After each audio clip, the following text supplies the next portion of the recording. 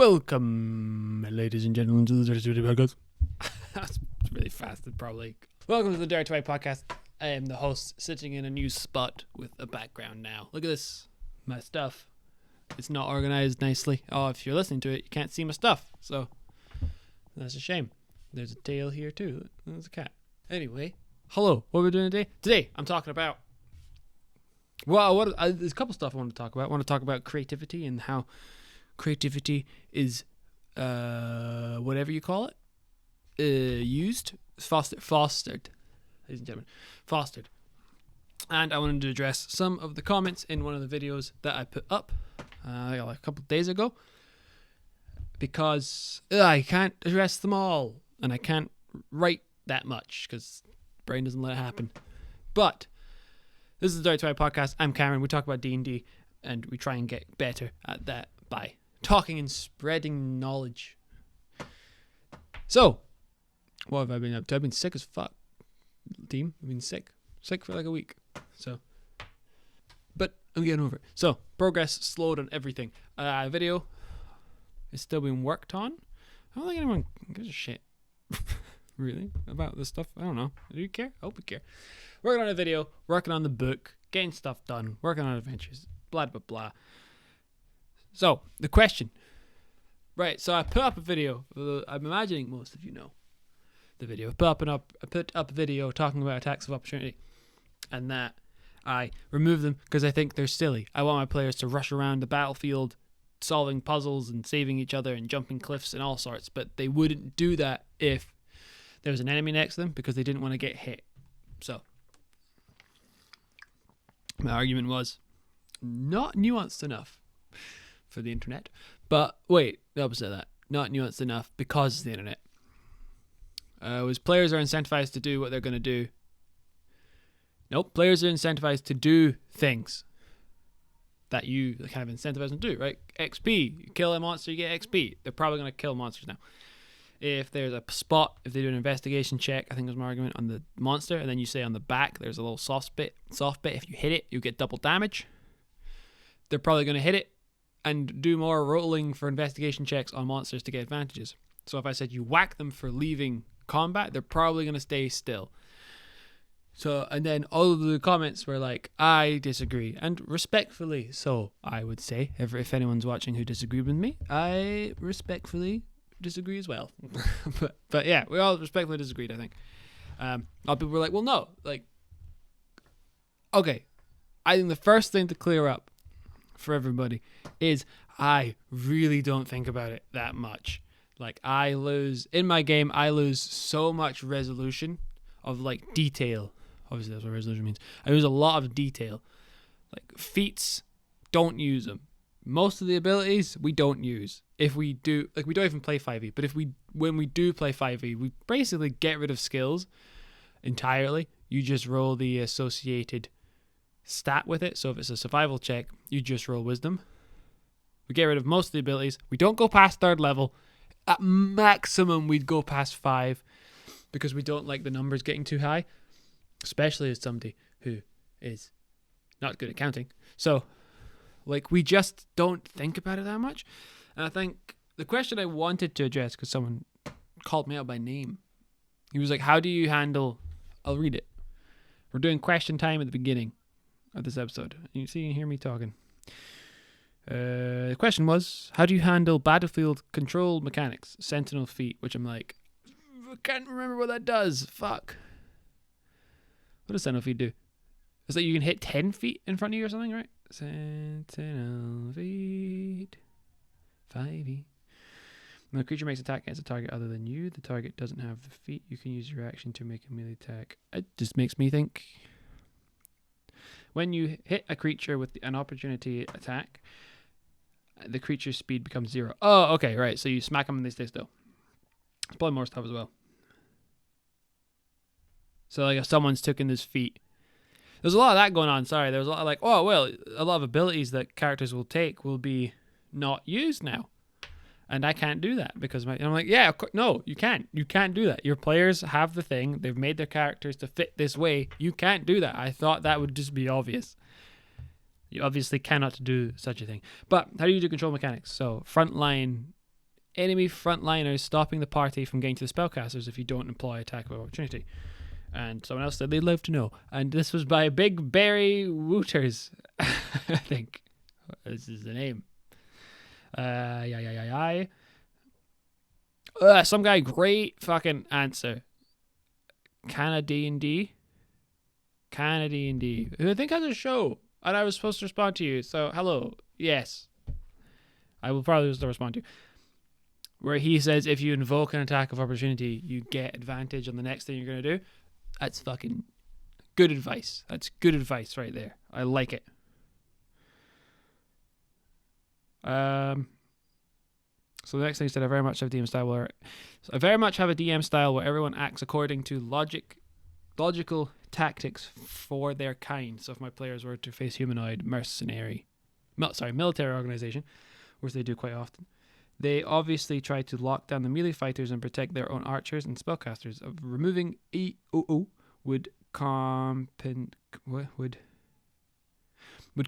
this. Hence, curious how 3020 resolves that approach.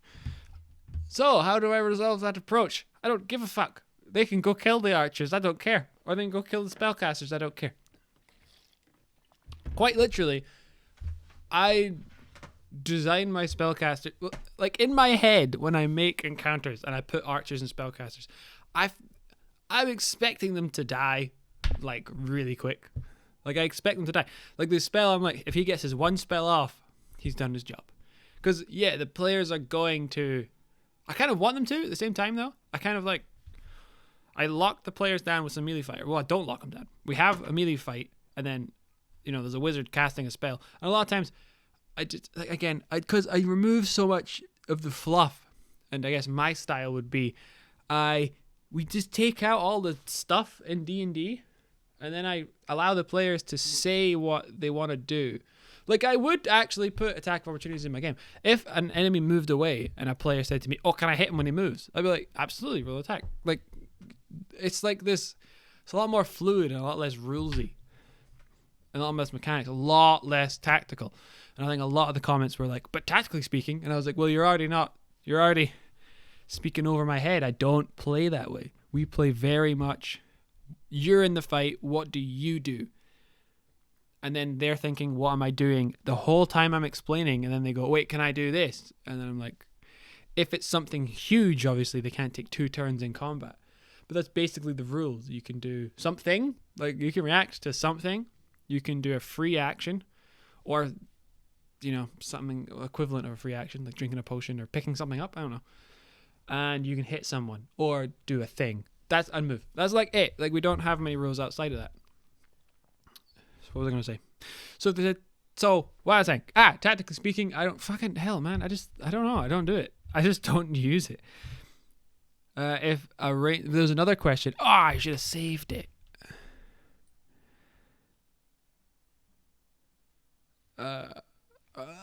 Holy crap. Tylen Alex Hatch. No way.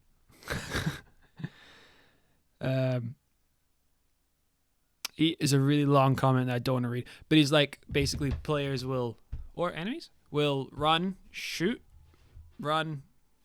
Oh wait, some people listen to this podcast. Like they'll run away to their max range, shoot the melee guy. The melee guy will run up to the archer, and the archer will run away again, and then shoot him, and then that cycle repeats. So you'll just end up with that kind of stuff. If your players do that, then yeah, that's not good. But my players don't do that. Hence why I put it out the video. I was just like, my players don't do it, so I removed it because it was silly and it worked. Doesn't sound like it would work for a lot of people. Or I guess that could have been the fault of the video, where I, didn't preface it with this worked for me. It might not work for you. But yeah, my players just don't do it. They just don't give a fuck. They just don't play like that tactically sound. They try and make smart decisions, but they don't play that tactically sound. And would I think the way if I was you and that is the way you play, like that's your style, why would you change it? To both of you, I guess. But no, not really. To Big Barry. Like, why would you change it? If you like locking down melee fighters and then so that they protect the thing and that's how you like playing the game, why would you change it? Like, that's first point. What would I do if I played that way? Honestly, I would ask. No, I would let them do it. I'd be like, if there was a line of people and I was like, there's archers behind it, and they're like, I want to get to the archer. And I'm like, how? There's like a shield wall in front of you. And then they'd explain something nuts like sliding under, which sounds really stupid, well, if they're a hobbit, or jumping over. I'd be like, okay, that sounds wild, roll. And then they do it, and they get up there and they fight the mage. Also, I don't use the spells from the book. Most of the time I just kind of do magic with, like this effect. Like I freeze them, or I pick them up and I slam them, or I just hurt them because something hurts their heart. Like, very much loosey-goosey the magic. So if the player makes it up to it. So I guess that would be, I have like defensive abilities for my wizard. So if they make it to the wizard and he doesn't die in one hit, he can like blast them away and they fly back like 5-10 feet or whatever. Or they get frozen and they have to break out of it, so then the wizard can get away and shoot off another spell.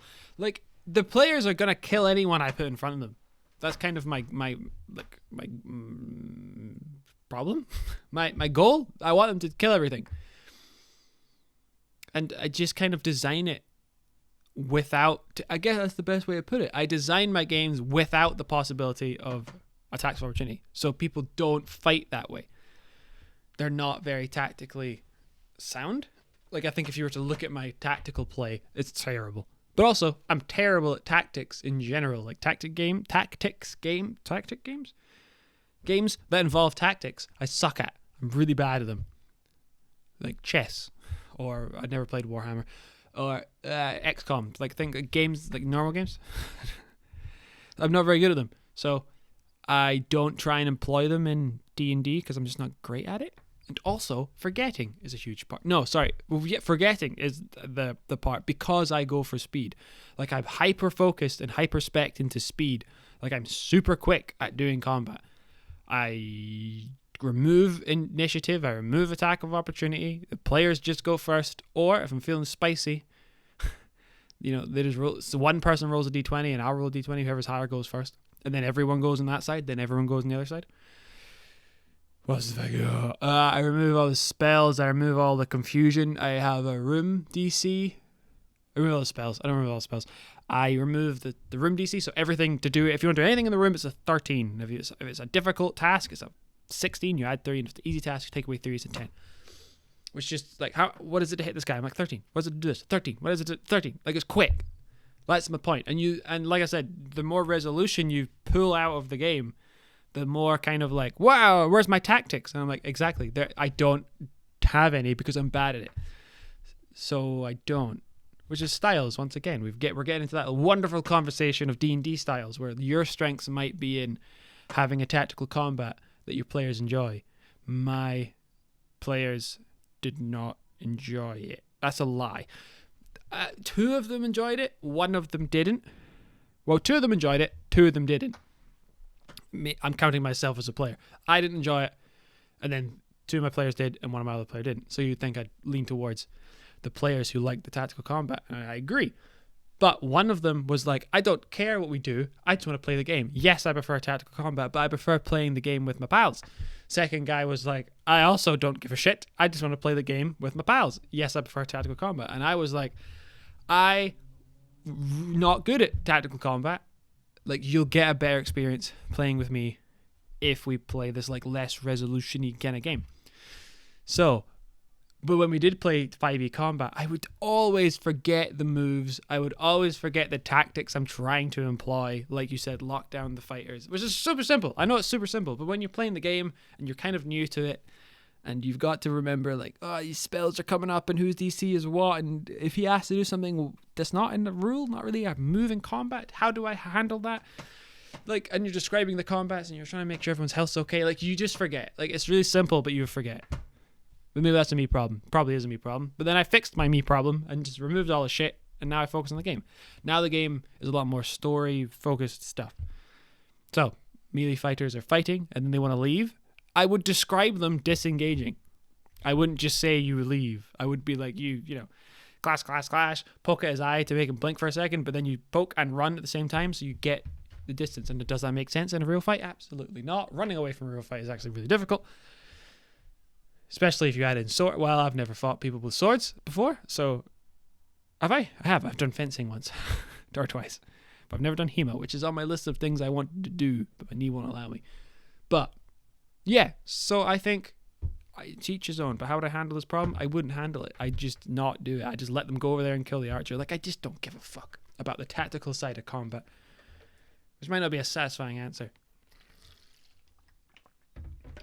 But again, if I was in your position, I wouldn't remove it. How would I handle it if I did remove it?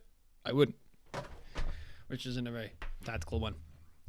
And I think that's it. Like I said, the long answer about people running around, I wouldn't change anything because they just don't do it. They wouldn't, like, my players wouldn't play that game of running around shooting and exploiting. Like, my players wouldn't exploit. They just don't, so I don't have to deal with it. So that's not a great one to do that for. And then I've already answered the high DC, the high AC one. If someone builds a character with high AC, no, it builds their character around these things. Obviously, you can't remove it. I think that some of these middle ground comments were great. Which was like, oh wait, I can't find it. I don't want to spend a lot of my time not talking to you. So there's a piece of the combat puzzle which I thought someone said, and like, yeah, and I removed it because I didn't like it. I didn't like it. So starting to, you know, people like a lot more tactics than I do, I think, is a bigger way to summarize this. I just don't give a shit. I'm much more focused on the narrative of the combat than the tactical feel of the combat. Like, I'm really focused on this person's trying to disarm you. This person is trying to punch you in the face and drag you to the ground, or he's trying to push you off a cliff. Like, I'm very much focused on that aspect. But if you looked at it on a battle map, like, nobody moves at all, really. But I'm describing, like, wrestling matches and people climb on top of each other and then people moving around and, like, circling each other. Like, I'm describing a lot, but if you look on tactical map, nothing happens. Which I guess comes from, I don't know, it comes from my lack of ability to describe stuff as well. I'm not very good at describing things during the game. So I just create something cool that happens and then say that. It's kind of a way to compensate. Like, if you rush up to the wizard, he'll just put his hand on your chest and then you fly back 15 feet. Like, there's better ways to describe that. Like, embellish it. Like, he dodges the blow and he's just not good at it. Dodges the blow, he's surprisingly nimble. Puts his hand on your chest, you feel a little bit of heat, and then the next thing you know, you get hit with the G's and you're flying backwards, right? There's a way to describe that, and then you suddenly come to a stop against the wall. There's a way to describe that, but I'm just like, dude, you got fucking sent 15 feet backwards because this guy has magic pamps, and they're like, oh shit, and then they're thinking, oh, what's going to happen? And a lot of it, if you just tell them what happens, they'll do a lot of describing and they'll do a lot of imagining. They'll play out the picture in their head, which is a really interesting part about this game, is a lot of it's in their head. So you can have a completely, like, despondent, I don't know if that's the right word, I don't know if that is a word, players that don't look like they're reacting, they're just sitting and, like, mumbling sometimes and staring into space, but in their head a fucking battle is happening. So, and you don't need to be great at describing things to make that happen. You just need to inform them what's going on. So it's communication skills. That's really all it is. What time is it, though? I don't have all the time in the world, as I said. It's my wee, I don't know if I said that. It's my wee grand's birthday, so I don't have all the time in the world. But, yes, this video was interesting because all of the comments were talking about, the next one was balanced. I don't fucking care about balance. I don't fucking give a shit. This game isn't balanced. None of it's balanced. We're all making it up.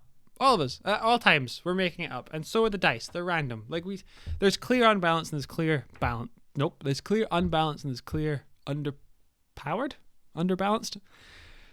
Those two things. There's clear extreme scales. Sorry, extreme sides of the scale. like giving players the ability to kill anyone with one hit at all times, like it's clearly overpowered, or doing 1 damage with a sword all of the time and no other options. There's clear stupid. But then there's this middle ground of balance, and I'm like, true balance doesn't really exist. So I stop. Not that maybe people will disagree and they're like, no, you could find the balance. I'm like, I don't care if you can. I can't. And I don't think you can, but maybe you can. And I just leave it at the door. I don't care about the health points. I don't care about the damage. I don't care that removing tactical this and that will affect the balance of X and Y, because I feel like the game runs really well, and you can let the players do whatever they want from levels 1 to 5-ish. The game runs. They have good amount of hit points, but if they rush past the bad guys to go fight the spellcaster, and the spellcaster gets like 1 spell off, they lose like most of their health. And if not, I'll probably design it that way. Oh fuck, that might be my answer. I designed my spellcasters to do big damage in one go, because I know they're just gonna go and kill them, or the archer's gonna cripple them and they're gonna have a harder time moving. So I know they're gonna just go kill them. Also, my players play video games. They're like, take the archers out first. That's how we do this. So, creativity, though, is my next point. So hopefully that cleared up some of the answers to that, and I've probably rambled far too long. But, books. Creativity, friends. Creativity is a very strange mistress, and she's very elusive, and she's hard to grab. Like, inspiration for being creative is one of the most impossible things to ever grab. But I have learned a few tricks in my day for was almost forcing creativity. One of them is reading books, because I think output and input are really important for growing. Oh, something in my eye. Output and input are really important for growing your creative, brain, and then forcing it to use some of the creativity that it gets. There's a very big difference between. I'm trying to think of an example on this list. I don't think there is one. There must be a book. There must be a book that I can use an example of. It's not inspiring, but it's a good book. That is something that is different. If you're an artist looking for inspiration, they're two separate things. I think a lot of the time, it's people who aren't creative will spend a lot of time looking for media and go, oh, I enjoyed that. That was great. Or, oh, it was an objectively good script and the movie was good. But creative people aren't looking for either of those two things. They're looking for something that inspires them. A really bad movie or a really mediocre to bad book can be super inspiring. That's what you're looking for. And you'll know the feeling. Like getting inspired to write a campaign about the thing you just watched, or an encounter with the thing you just watched. That's inspiration. You're looking for that. And a lot of the time, you can find it in the same places. If you it's about learning oneself creatively. What sets you off? What gets your fucking boners going? Mine is obviously fantasy books, because some of these are fantasy books. Yep. Everything on this list, I would recommend to just read as a dungeon master. Anyway, if you're listening to it, I have here on the table H.P. Lovecraft, The Complete Chronicles of Conan, The Complete Chronicles of H.P. Lovecraft, Kings of the Wild by Nicholas... can't say his last name. Kings of the Wild by Nicholas Ames, The Pariah by Anthony Ryan, Hitchhiker's Guide to the Galaxy by Douglas Adams, The Color Magic by Terry Pratchett, The Hobbit by J.R.R. Tolkien, Good Omens by Terry Pratchett and Neil Gaiman, and The Fellowship of the Ring. These are the three. The ones that just absolutely inspire me to nobody's end is Terry Pratchett's Discworld series. If you haven't read those as a Wayne, you probably should read them as an adult, because they're just really funny, and their creativity and the items and the magic items are just absolutely bonkers. And Hitchhiker's Guide to the Galaxy, Douglas Adams' ability to be funny with no fucking effortlessly is something I would always want to put in my games. And Kings of the Wild, it's pretty good story. It's pretty tight, but it's really inspiring. I need to take this phone call. Speak soon. Bye bye. Right, what was I saying? Shit. Yeah, so like Kings of the Wild, it's not a great imagining story. It's actually, no, I think it's very good, but it inspires the shit out of me. I can read Lord of the Rings. It does not inspire me. It doesn't inspire me to write a campaign about it because most of the time I'm confused at why he's describing a door for fucking 5 minutes. But I still like the books. You know, it's a different kind of inspire, right? Well, it's not different. One inspires, one does not.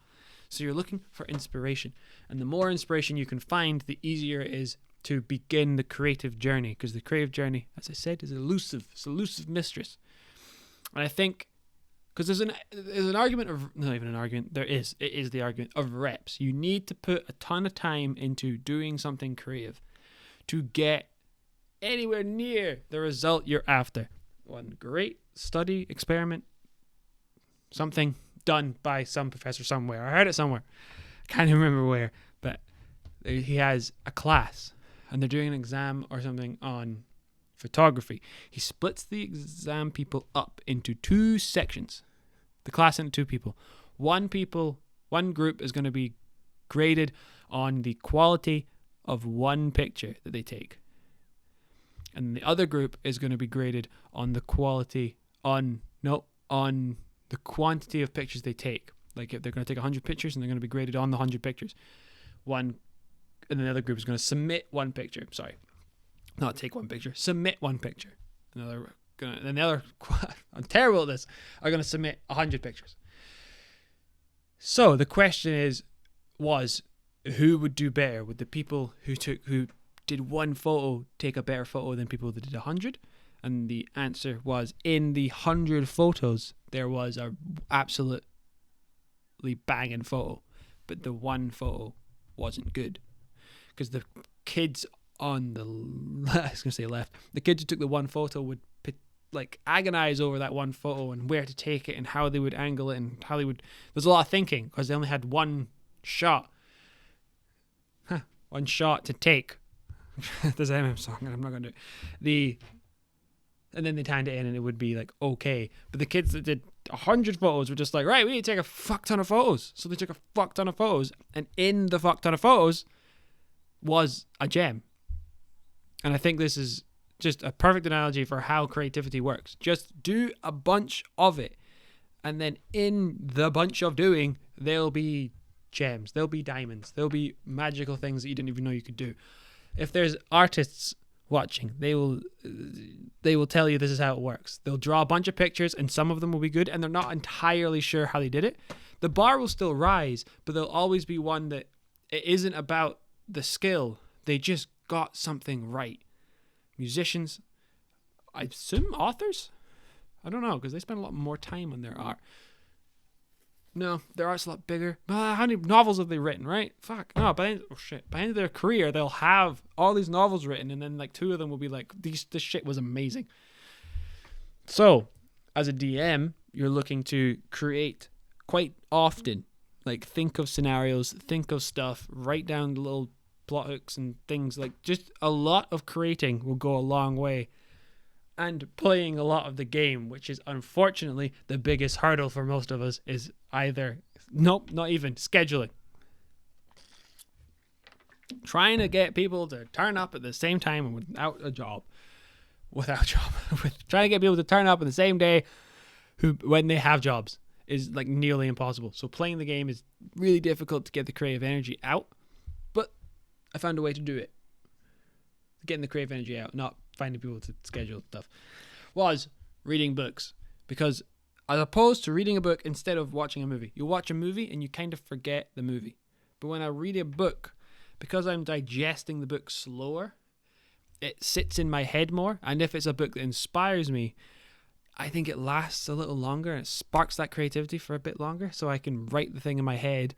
And then if I think of, this bit was really cool in this book, let's try and could I make my players do it in the next 5 sessions? I'm like, I can see where I would make that plot point happen, and then that's inspiring. So then I go, all right, how am I going to get them there? And then I go back, and then it's like a chain reaction. It kind of goes. So if I've got a game coming up and I need to plan something, you can't see what I'm saying, right? So the point is, you can't just read a book and be inspired.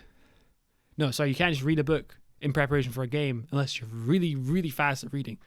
So the answer is to kind of read continuously feed your creative brain with creative shit that inspires you. So it'll be a lot easier to slip into the creative flow of things because your brain's full of stuff that inspires you because you're kind of consuming it all the time, which is a very nebulous way to think about it. I think doesn't really feel like it would work. And it's a long game because you have to start reading books. Like, you have to be in the flow to get it to work. So it's very strange. But that's one way I found, and it works a little bit better than playing a game or watching a movie or listening to a song or an audiobook. Like, it's absorbing the stuff. I also think part of it might be down to how I prep, because I prep by just imagining the situation in my head and then I turn it into game. So if they've got a really cool fight, like I said, let's take this example from the beginning of the episode where the players are being locked down, and then there's wizards casting spells, and then the players are going to bust through the shield wall, rush up to the wizard, and then get into a fight with that thing. And I'm like, that's super cool. So I imagine that scene in my head. Where is it? Where's the wizard? And I imagine the scene. Kind of like when you read a battle in a book, you imagine the scene. So that's why it's a direct translation to help me prep, because it is how I prep. So if you don't prep that way, it might not translate perfectly. But I do absolutely believe in if you want to make good art, you need to input good art. You can't just input stuff, which is very different from inspiration. If you want inspiration to be creative, you need to put in stuff that's going to inspire you. But if you want to create good art, you have to put in good art to get out good art. And then if you want to be someone that's super creative, you need to put in as much as possible to get out as much as possible. Like, consume everything. Like, this is only a tiny amount of the books I read, obviously. But there's also game systems. Like, buy game systems. Buy all the indie game systems. There's gems in there that will just be like, oh, fuck, I want to run this.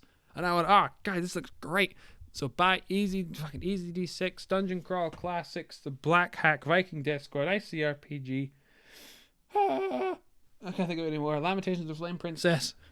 I can't think of any more. But yeah, like, get them, read them, and Dungeon World. Get them, read them, put them in your brain, inspire yourself. Even 5e. It's a great way to do it. Great way to be creative. Often, if you can draw, I'm pretty sure you've tackled this before. And if you do music, I'm pretty sure you've tackled this problem before. But this is the only consistent way I've found to get myself inspired to do art, is pretty much consume it as kind of long periods of time. The same way I think movies can inspire me quickly, but then it dies quite quickly.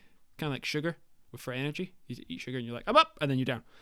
But like books are like carbs, where the energy is slower over the course of the day. That's how I think of books and movies and, stuff like that. But anyway, thank you very much for watching and listening to me ramble once again, ladies and gentlemen. This has been episode fucking like 13 or something, which is just blowing my brain. I was blowing my little socks off. Blowing my wee socks off. Thank you for listening. Thank you for watching and listening.